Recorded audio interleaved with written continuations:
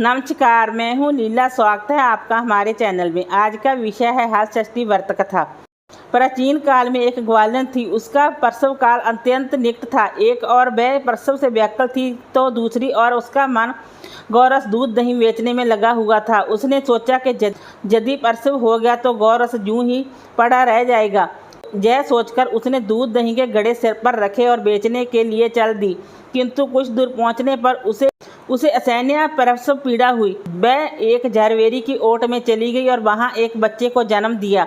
वह बच्चे को वहीं छोड़कर पास के गांव में दूध दही बेचने चली गई। संयोग से उस दिन हस्त षष्ठी थी। गाय भैंस के मिश्रित दूध को केवल भैंस का दूध बताकर उसने सीधे साधे गाँव वालों में बेच दिया।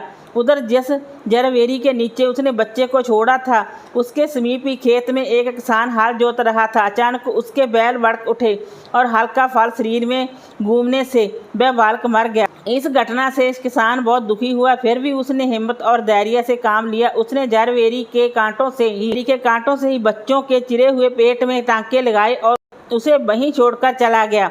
कुछ देर बाद ग्वालन दूध बेचकर वहां आ पहुंची। बच्चे की ऐसी दशा देखकर उसे समझते देर नहीं लगी कि यह सब उसके पाप की सजा है।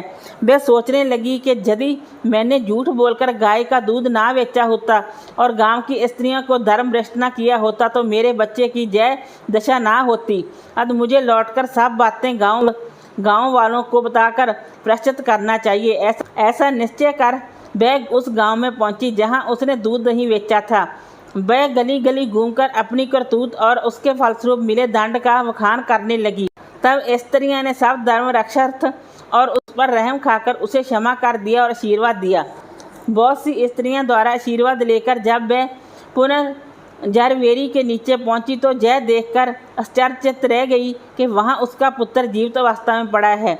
तभी उसने स्वार्थ के लिए झूठ बोलने को ब्रह्म हत्या के समान समझा और कभी झूठ ना बोलने का प्रण लिया। वीडियो अच्छी लगी हो तो लाइक कीजिए, शेयर कीजिए, सब्सक्राइब कीजिए। Thanks for watching this video.